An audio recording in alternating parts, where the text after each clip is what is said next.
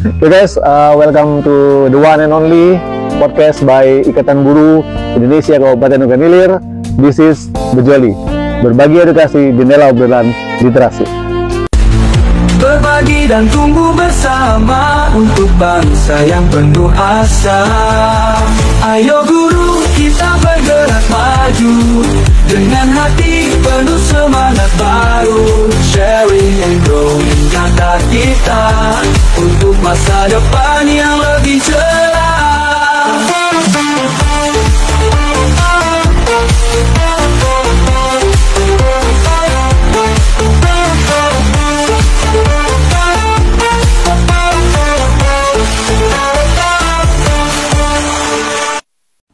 Oke, baik, selamat datang kembali di acara kami. Dan hari ini kita sudah kedatangan tamu yang sangat luar biasa, the one and only, satu-satunya di Oganilir. Karena dia Ketua Ikatan Guru Indonesia Kabupaten Oganilir, Bapak Sabto Abadi, SPD, MPD. Selamat siang, Pak. Selamat siang Pak Anton, gimana kabar? Alhamdulillah baik Pak. Luar biasa sekali hari ini kita bisa berbincang dengan beliau. Beliau sebagaimana kita ketahui sepak terjangnya di dunia pendidikan Kabupaten Oganilir ini sudah sangat luar biasa banget. Beliau orang yang bisa dibilang melahirkan kembali IGI di Kabupaten Oganilir. Nah, sebelum kita masuk jauh ke dalam perbincangan, ada baiknya kita sedikit tanya-tanya dengan Pak Sabto Abadi ini mengenai profil beliau. Bisa cerita sedikit Pak? Bapak, pengalaman Bapak, cerita pribadi Bapak sampai dengan apa sekarang jadi seorang pendidik yang sudah dikenal di Kabupaten Oganilir. Oke, terima kasih Anton. Jadi ceritanya gini, saya sebenarnya bukan asli dari Oganilir Pak Anton ya. Saya sebenarnya berasal dari Lampung, saya dilahirkan di Lampung. Saya merantau ke Oganilir ini karena pendidikan juga. Oh, karena ceritanya dulu saya tinggal di Lampung, itu daerah yang cukup terpencil Pak Anton. Jadi di situ daerah saya itu belum ada SMA. Waduh, gitu. Jadi kalau mau SMA itu harus ke kota. Ya, jadi harus ke kota, dan itu dulu kan masih ada SPP gitu ya. Oh iya benar. Jadi mau SMA aja tuh udah kayak orang kuliahan zaman sekarang gitu kan, biayanya gitu ya. B3 dulu ya. Jadi dengan biaya yang sangat besar dan kondisi kami yang kurang mampu, akhirnya saya memutuskan untuk merantau mengikuti jejak kakak saya yang kebetulan sudah merantau duluan di Sumatera Selatan. Oh, kakak sudah duluan kesini gitu. Dan secara etnis juga kelihatan bukan orang Sumatera Selatan. lebih seperti Puja Sumba. Betul. Jadi kita Jawa kelahiran Sumatera. Jawa kelahiran Sumatera, arahnya Jawa. Oke, sampai terpikir jadi guru itu emang sudah dari awal cita-cita atau sekedar nyemplung nggak sengaja gitu? Jadi dulu saya tuh sebenarnya tidak berani bercita-cita Pak Anton. Bukan nggak mau bercita-cita, tapi nggak berani karena kondisi keluarga kami ya yang kurang mampu gitu. Jadi waktu itu nggak kepikiran nanti saya mau sekolah sampai batas mana gitu, bahkan sampai nggak berani mikirin gitu kan. Walaupun saya dulu alhamdulillah kalau di SD SMP juara kelas terus gitu kan, tapi begitu lulus SMP dengan kondisi ekonomi yang seperti keluarga kami yang waktu itu sedang terpuruk gitu kan, karena dulu ayah saya itu bisnis UMKM lah gitu kan, tapi mengalami kebangkrutan, ditambah dengan krisis moneter tahun 97 itu ekonomi keluarga itu ekonomi keluarga itu hancur. Kemudian sekolah itu harus membutuhkan biaya yang tinggi, sehingga kemudian waktu itu lulus SMP orang tua itu sudah bilang bapak nggak sanggup untuk membayar sampai ke pendidikan selanjutnya. Jadi maksudnya dengan kondisi itu nggak kebayang mau jadi apa gitu Bang. Bener-bener. Tapi ketika kemudian saya punya semangat yang tinggi untuk tetap pendidikan, sehingga kemudian Allah kasih jalan untuk ikut kakak saya gitu kan. Secara kebetulan Allah kasih jalan itu, akhirnya ya cuman waktu itu juga kepikiran paling-paling batas SMA gitu ya. Di latar belakang keluarga saya itu petani gitu kan, jadi waktu itu saya berpikir cuman ya udah nggak apa-apa lah jadi petani, yang penting ada wawasan, ada ilmu gitu kan. Sampai akhirnya ketika SMA itu ada senior yang memberikan motivasi luar biasa, kamu harus kuliah toh gitu ya, kamu harus kuliah, kamu punya potensi, kamu harus kuliah. Saya waktu itu berpikir gimana caranya ini SMA aja saya ngos-ngosan gitu kan. Iya. Saya berjuang betul fighting ketika SMA itu. Pagi sekolah saya itu kan swasta, jadi siang soalnya Pak SMA saya itu. Oh, paginya kerja gitu. Paginya saya kerja. Oh, Kerjanya apa? iya. Kerjanya sambil sebenarnya saya statusnya diminta sebagai penjaga sekolah di SD. Oh, merangkap penjaga sekolah. Penjaga sekolah. Nah, penjaga Iya. sekolah itu karena kekurangan guru akhirnya diminta untuk mengajar, walaupun belum punya kompetensi sih sebenarnya. Iya, tapi iya. karena kekurangan tenaga, nggak ada pengajar. guru, tenaga pengajar di SD tempat saya ditugaskan sebagai penjaga sekolah, honor masih itu. Jadi saya sambil mengajar. Nah, ketika mengajar itulah kemudian mulai mencintai ya, menjadi seorang guru gitu. Jatuh cinta dengan dunia. Jatuh cinta dengan dunia keguruan atau kependidikan, walaupun waktu itu ya jelas saya belum punya kompetensi kan, karena baru lulus SMP sambil SMA gitu kan. Nah, jadi kayak gitu sih. Nah, ceritanya juga waktu SMA juga belum kepikiran mau kuliah atau segala macam ya, karena kondisi waktu itu sulit gitu kan. Lagi ke kondisi tadi. Kondisi tadi, tapi dengan motivasi dari senior tadi katanya kamu harus kuliah gitu. Gimana caranya, yang penting kamu harus banyak ibadah kepada Allah gitu kan. Jadi harus rajin puasa Senin Kamis, harus rajin tahajud, dan pada saat tahajud itulah kamu berdoa, nangis-nangis, bermunajat kepada Allah, minta carakan apapun jalannya supaya kamu bisa kuliah. Akhirnya ketika kuliah ya karena sudah mencintai dunia pendidikan, akhirnya ketika kuliah ambil tembus di Universitas Sriwijaya. Wintri, ya, Itu ceritanya. So inspiring sekali ya guys. Jadi buat kalian yang masih sekolah dan menikmati nikmatnya pendidikan gratis saat ini, ya wajib bersyukur, karena memang sebelumnya di tahun-tahun yang lama kita mengalami di mana masa untuk sekedar bayar SPP aja tuh banyak orang yang memang harus fightingnya luar biasa. So jangan pernah merasa lalai dan teruslah bekerja, teruslah belajar, karena nikmat Tuhan itu akan selalu ada untuk kita, bagi kita yang mau berusaha. Baik Pak, kita beralih sedikit ini. Bapak kan identik ya, identik sekali dengan Ikatan Guru Indonesia Kabupaten Ogan Ilir.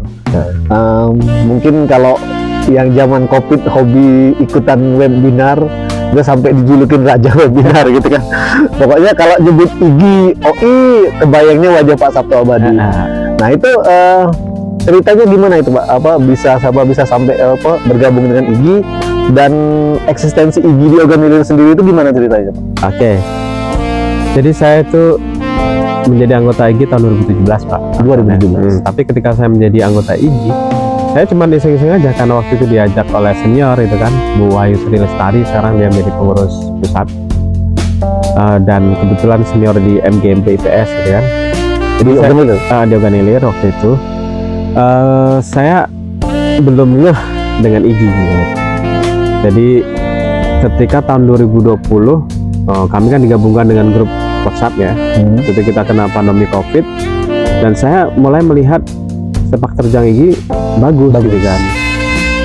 Waktu itu di pengurus wilayah IGI Sumatera Selatan mengadakan pelatihan-pelatihan yang menurut saya itu sangat up to date gitu kan. Beberapa langkah lebih maju dibanding dengan organisasi yang lain yang pernah ada gitu kan. Pelatihan-pelatihan yang sangat visioner gitu. Ya, visioner gitu kan, dan itu sangat membantu sekali bagi para guru ketika menghadapi musim COVID. Nah, akhirnya ketika tahun 2020 ada tawaran dari Ketua Wilayah IGI Sumatera Selatan, Pak Aswin, itu kepada para anggota IGI Ogan Ilir, yuk, karena pada waktu itu IGI OI sedang vakum. Ya, ceritanya sedang vakum. Sampai disebut yang melahirkan kembali. Iya, sempat Ogan Ilir ceritanya tahun 2016 itu pernah dibentuk, pernah mengadakan 1 kali kegiatan, tapi setelah itu vakum gitu. Nah, tahun 2020 itu ada tawaran dari Pak Aswin, siapa nih anggota IGI Ogan Ilir yang mau menghidupkan kembali. Akhirnya berkumpullah beberapa orang waktu itu, dan kita sepakat untuk menghidupkan kembali. Dan pada waktu itu saya sebenarnya awalnya bukan sebagai ketua, tapi sebagai wakil. Kemudian karena ketua itu memiliki berbagai kesibukan, beliau mengundurkan diri. Akhirnya saya yang ditunjuk sebagai ketua. Nah, itu cerita awalnya. Nah, kemudian ketika saya diberikan amanah sebagai ketua, itu saya punya pengalaman organisasi gitu kan. Saya Sebelumnya sebenarnya sudah pernah menjadi ketua organisasi juga di tingkat kabupaten kan, dan di mahasiswa dulu aktivis, itulah aktivis organisasi. aktivis organisasi. Anak apa? Anak kampus sesi aktivisnya. Senang organisasi gitu.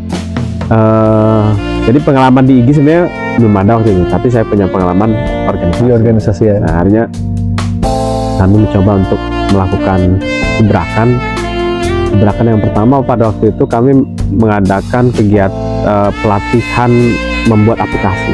Jadi nama pelatihan itu satu guru satu aplikasi. Itu apa ya, gebrakan yang juga termasuk out of the box di masanya. Di masanya itu, karena kepikiran gitu loh, orang taunya dulu kalau aplikasi itu pasti yang bisa pengembang gitu kan, Pengembang, developer gitu kan, orang yang harus ahli IT gitu kan, coding segala macam. coding gitu. Terus kemudian biayanya pasti mahal untuk buat aplikasi benar. ya. Dugaan orang seperti itu. Tapi pada waktu itu saya ada punya teman yang waktu itu jadi pengurus di Organil juga. Saya sampaikan, kita coba kita rancang sebuah pelatihan. Ini kan guru-guru sedang mengalami kesulitan untuk pembelajaran daring gitu kan. Iya. Coba kita bantu mereka untuk bisa melakukan pembelajaran daring. Kita buat pelatihan. Saya kasih clue waktu itu Pak Anton ya. Kita kasih pelatihan itu ya out of the box gitu kan, sesuatu yang belum pernah ada gitu kan, tapi bisa dikuasai oleh guru gitu kan, dan biayanya murah. Iya. Terus bener-bener keyword Indonesia murah. Murah itu karena siapa pesertanya guru. Iya bener. Guru kalau mau harus bayar jutaan nggak mungkin. Jadi dia nyebutin, ya udah bisa kita buat aplikasi. Saya waktu itu bengong juga gitu kan, aplikasi ya, karena pengetahuan saya tidak punya basis dalam hal coding dan segala macam, bukan developer. Berpikir waktu itu kok gimana bisa gitu kan. Katanya bisa nanti yakin aja gitu kan. Jadi akhirnya kami sebenarnya waktu itu belum punya pengalaman untuk membuat pelatihan, bahkan pelatihan apapun gitu ya.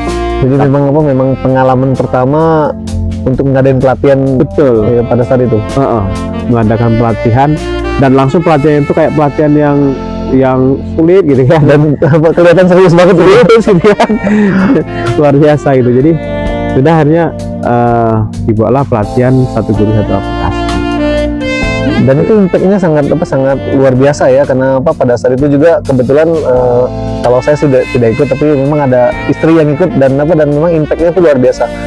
Karena pada saat itu memang bantu untuk pengajaran daring yang memang kondisi kita memang pada saat itu memang mengharuskan pembelajaran seperti itu. Iya, betul sekali. Jadi alhamdulillah pelatihan itu cukup diterima oleh guru-guru, dan bahkan sampai berlangsung 7 gelombang. Iya benar. Dengan peserta lebih dari 2.000 orang pada waktu itu Pak. Luar biasa.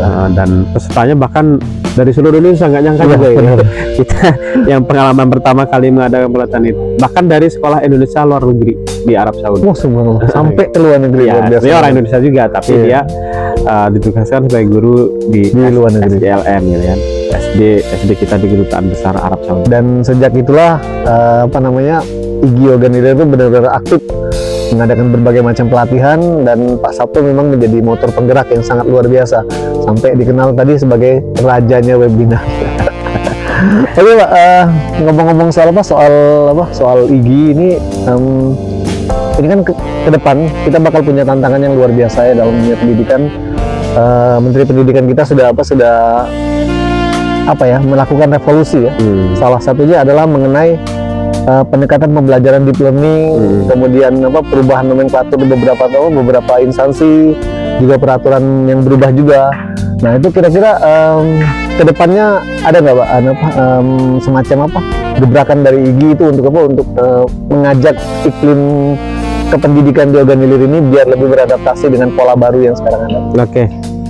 Jadi sebenarnya kalau kita selalu beradaptasi ya, jadi IG itu menjadi ruhnya IG itu memang selalu beradaptasi terhadap perubahan ya. Sharing and growing together ya.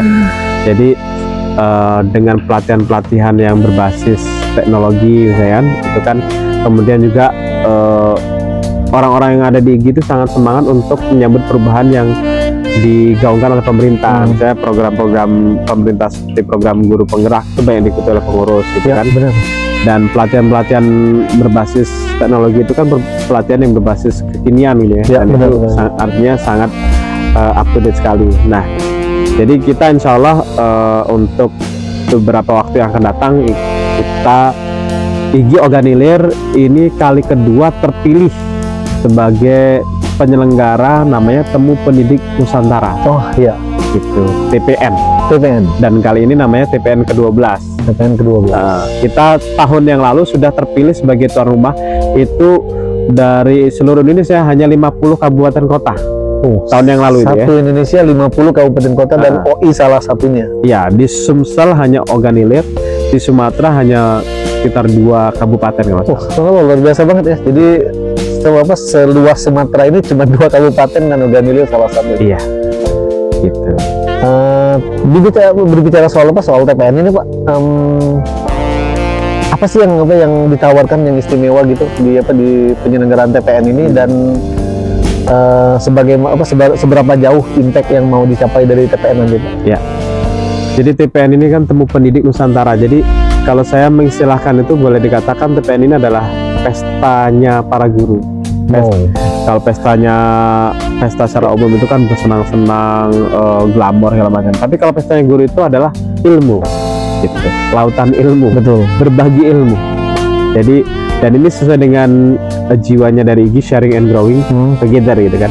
Jadi di TPN ini nanti kita akan ada ada talk show gitu kan.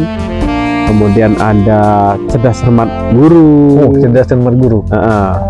Ada juga nanti cerdas cermat untuk siswa. Nah, cerdas cermat guru ini kan sesuatu yang selama ini jarang. Ya, benar. Nah, sekarang ini di TPN itu diadakan cerdas cermat guru. Kemudian ada pameran juga, pameran karya dari siswa di sekolah-sekolah. Dan yang paling penting yaitu kelas berbagi. Kelas berbagi apa coba? Jadi kelas berbagi itu nanti ada kelas pendidik dan ada kelas penggerak. Kelas pendidik dan penggerak. Kelas pendidik dan kelas penggerak. Kelas pendidik itu adalah nanti ada para guru yang sudah melakukan praktik baik pembelajaran di kelas. Mereka akan ditawarkan untuk mengikuti misi supaya bisa terpilih sebagai narasumber berbagi praktik baik. Ini namanya kelas pendidik. Kelas pendidik. Jadi nanti ketika mereka lulus dari misi itu, mereka akan terpilih sebagai narasumber dalam kegiatan kelas pendidik tadi, berbagi praktik baik. Jadi itu akan divalidasi oleh dari panitia pusat. Ada kelas penggerak. Kelas penggerak itu adalah para penggerak komunitas. Jadi, para penggerak komunitas belajar. Tentunya karena kita para guru ya. Jadi bagaimana inspirasi mereka mampu menggerakkan komunitasnya. Nah, jadi ini juga akan menjadi sebuah inspirasi karena kita pinginnya setiap sekolah itu kan ada komunitas belajar. Ya, gitu kan. Termasuk juga nanti komunitas belajar dalam satu mapel, itu kan MGD gitu kan. Kemudian juga mungkin para kepala sekolah juga bisa dapat inspirasi bagaimana menggerakkan MTKS. Nah, itu kurang lebih isi dari Temu Pendidik Nusantara. Ini luar biasa sekali ya teman-teman sekalian, sobat pendidikan sekalian. Kegiatan yang diadakan juga sangat visioner, luar biasa, dan berbeda dari kebanyakan organisasi pendidikan dan keguruan lainnya. Satu hal yang mungkin bisa menjadi catatan bagi kita, bahwasanya IGI sangat berkepentingan untuk menjadikan setiap guru itu sama seperti visi IGI tadi, sharing and growing together. Nah, ada baiknya kita sedikit tanya dengan Pak Sabto Abadi ini, kalau seandainya ini teman-teman pendidik yang menonton acara ini ingin bergabung dengan Ikatan Guru Indonesia. Nah, kira-kira gimana Pak caranya Pak? Iya. Jadi IGI ini termasuk juga mendobrak dalam sisi keanggotaan itu dari awal. Karena apa? Karena mendaftar IG itu bisa melalui secara online gitu ya. Jadi nanti ada webnya itu www.ig.or.id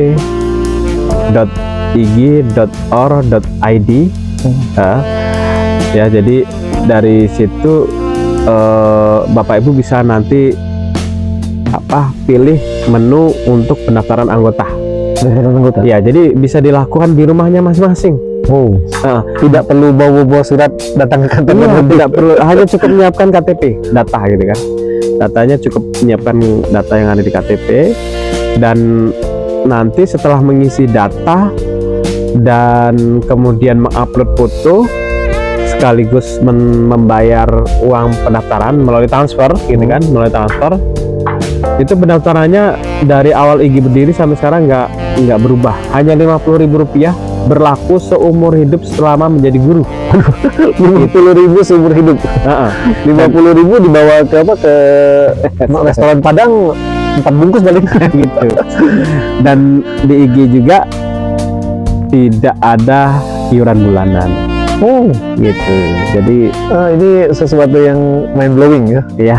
Karena tadi kan kita udah dengar ada banyak kegiatan yang skalanya luar biasa, visinya luar biasa, tapi tidak ada iuran bulanan yang mengikat. Ini sesuatu yang benar-benar mind blowing, Pak. Gitu. Saya dulu pertama ini juga kaget gitu. Kok bisa gitu? Tapi ternyata mungkin karena dari awal itu ya gitu, filosofisnya dari para pendiri itu untuk sharing and growing together and growing. Jadi kita ingin berbagi untuk tumbuh bersama gitu kan. Jadi jiwa berbaginya itu luar biasa gitu ya, bagi ilmu gitu. Makanya kita juga di IG itu kalau kita webinar itu nggak pernah berbayar, Pak. Gratis gitu. Gratis. Kecuali kalau dia pelatihan yang membutuhkan waktu beberapa hari dan butuh tenaga ekstra dari tenaga ahli gitu. Tenaga ahli dari narasumber untuk menilai tugas-tugas segala macam, itu ya kita hanya sekedar uang lelah gitu kan. Uang lelah itu baru berbayar latihan gitu kan. Tapi kalau webinar itu kita selalu gratis. Dengar sendiri. Jadi di mana lagi bisa dapat ilmu, bisa dapat pengalaman, bisa dapat jaringan hanya dengan 50.000 seumur hidup, dan sudah mendapat semua fasilitas itu. Mungkin kayaknya cuman IG ya, Pak. Sepertinya sejauh ini gitu ya. Karena kalau webinar itu yang terlihat ya selalu IG dan itu gratis ya. Oke, ini sebagai penutup ya, Pak, dari pembicaraan kita hari ini, bisa nggak, Pak, kasih sedikit closing statement sekaligus motivasi buat teman-teman pendidik yang ada di seluruh Organilir terutama, dan seluruh Indonesia, atau siapapun yang mengikuti kegiatan kita pada hari ini, dari Bapak sebagai seorang pendidik sekaligus sebagai Ketua IG Kabupaten Organilir. Silakan, Pak. Iya. Teman-teman guru di seluruh Indonesia, khususnya di Kabupaten Organilir ya. Jadi kita ini apapun dulu ya, mungkin ada yang tidak sengaja menjadi guru gitu kan, salah pilih jurusan segala macam, tapi kita tidak perlu lagi menengok ke belakang apakah kita sengaja atau memang dari awal sudah diniatin gitu kan. Faktanya sekarang ini kita menjadi guru. Kita guru, benar. Kita punya tanggung jawab untuk mendidik, gitu kan. Nah, menurut saya bentuk kita bertanggung jawab itu adalah kita selalu meningkatkan ilmu, meningkatkan kompetensi, sehingga kita bisa lebih maksimal dalam mendidik.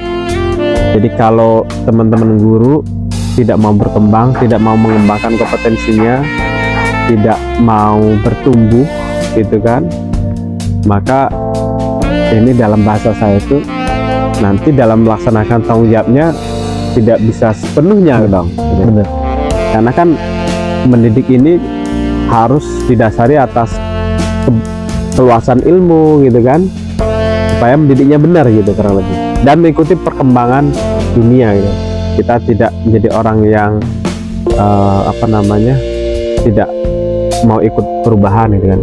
Nah, perkembangan dunia yang luar biasa, perkembangan digital luar biasa, ilmu pengetahuan teknologi informatika itu luar biasa, maka bentuk dari tanggung jawab kita sebagai seorang guru adalah kita mau belajar. Jadi ayo kepada seluruh rekan guru kita tingkatkan kompetensi ya, karena meningkatkan kompetensi itu adalah menurut saya salah satu bentuk tanggung jawab kita sebagai seorang guru. Ya, luar biasa sekali inspirasi yang diberikan oleh Bapak Sabto Abadi. Sebagaimana kita ketahui bahwasanya guru itu adalah soko guru atau tiang utama daripada sebuah kemajuan sebuah bangsa. Menjadi guru mungkin bukan merupakan pilihan, tapi takdir yang sudah dipilihkan oleh Tuhan Yang Maha Kuasa. Dan setiap takdir, setiap usaha yang kita lakukan akan dimintakan pertanggungjawaban. Maka benar seperti kata Pak Sabto tadi, jangan pernah berhenti belajar, jangan pernah berhenti bergerak, jangan pernah berhenti berbagi, karena kita akan selalu tumbuh bersama, terus bersama, mencapai puncak bersama, dan menikmati keberhasilan di suatu hari nanti. So, sampai di sini dulu perbincangan kita pada kesempatan kali ini. Terima kasih atas segala perhatian, mohon maaf atas segala kesalahan. Sampai jumpa di episode selanjutnya, dan tetap di Bejoli. See you.